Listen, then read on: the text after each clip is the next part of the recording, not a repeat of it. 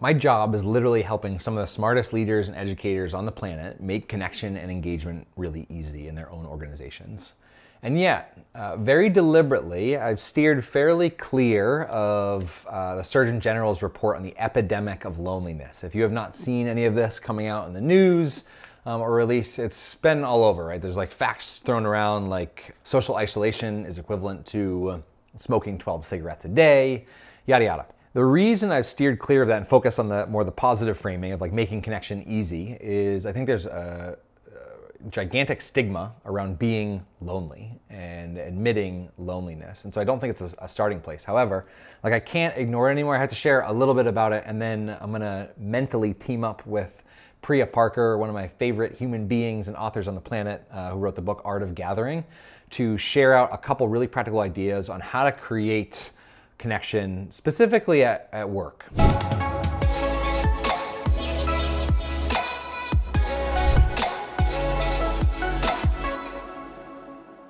First, you need to see this data.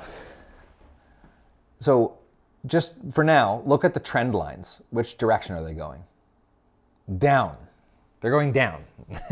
The categories of those lines, and this is the Surgeon General's report that the Yale School of Public Health summarized, this 80-page Surgeon General report. And those lines, one of the most stark is social engagement with friends, a decrease of 20 hours per month. Non-household family social engagement, a decrease of 6.5 hours per month. Companionship refers to shared leisure for the sake of enjoyment and intrinsic satisfaction, a decrease of 14 hours per month. Social engagement with others, a decrease of 10 hours per month. And so just fundamentally, mathematically, we are, as a culture, as a society, are spending significantly less time with people. I wonder why. I've said to friends lately so many times, like in the last handful of weeks, I've just like wanted to throw my phone in a lake. Here are some alternatives I'm quite excited about. Some of these are pulled from my own experience working with clients. Some of these are pulled from Priya Parker in a recent article.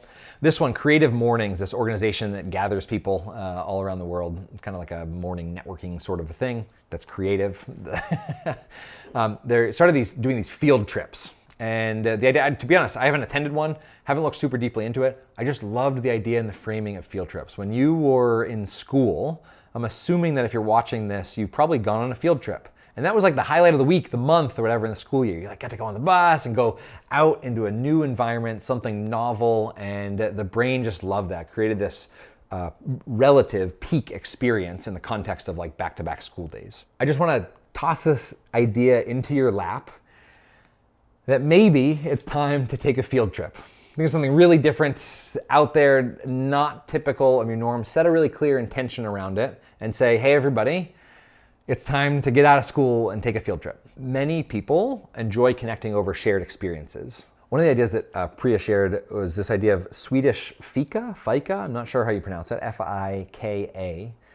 And it was the concept that in the workday, there was a designated half-hour time where people left work and they weren't mandated, but they were socially pressured to come and just be with each other for 30 minutes. And she suggested also tossing in a rule of like no discussion about work, just 30 minutes. 30 minutes, come get a coffee, some cake in Sweden, and be in conversation with each other. Now, for some people, like if I'm thinking about like a tech company and a bunch of engineers, like not interested in going to do that necessarily because it's hard. It takes a lot more effort. It's fear-inducing. Your heart rate goes up. Some people's heart rate goes up when they think about doing that. And so I would highly recommend adding a piece of structure to that. And so I would suggest that if you were to do this 30-minute period, that even if it happened once a week in your organization where people gathered for once a week over one single question. You don't need to plan. You don't need to hire a speaker. You don't need to have a facilitator. You just need to have one person say, hey, everybody come, here's the question that's intended to start off our half hour.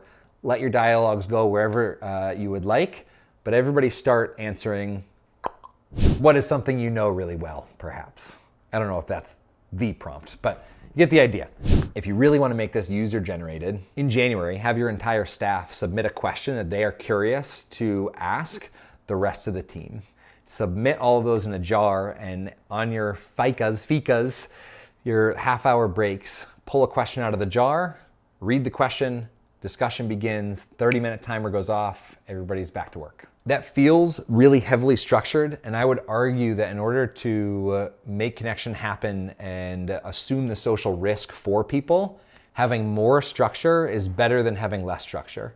I'm really tired of like, hey, we're having a happy hour, feel free to come. Because the instructions, feel free to show up to happy hour, what you're implicitly saying, I think, is it's not really that important. It's totally non-essential, so whatever. And I would argue, based on the Surgeon General's advice and Yale's summary, it actually is quite essential.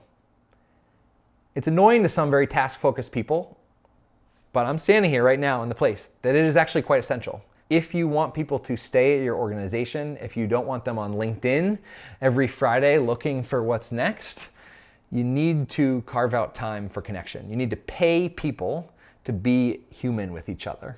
Which brings me to my next idea, which is just instituting this concept of bring a human to work day. And I don't even want to specify what you do within that. Just laying this idea on your plate to ruthlessly steal and reinterpret. What if you had a bring a human to work day? What would that look like? Well, how would the day be different? What would change? Oftentimes we show up to work and we're human doings. Task, task, task, task, task, task, task, task, task. What would it look like to just carve out a little bit of space, a little bit of intention for a bit more being and a little bit less doing? I would argue that actually, on the whole, it would actually make the team a whole heap more productive, and a lot of research would support that whim.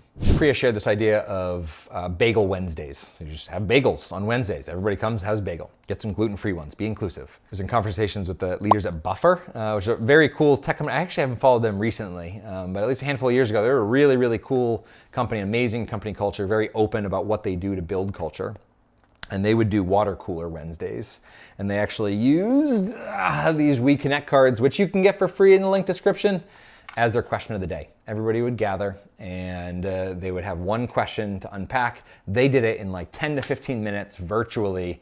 Everybody split and went back. And just that little moment of connection over time got people into connection shape, if you will. Have an awesome day.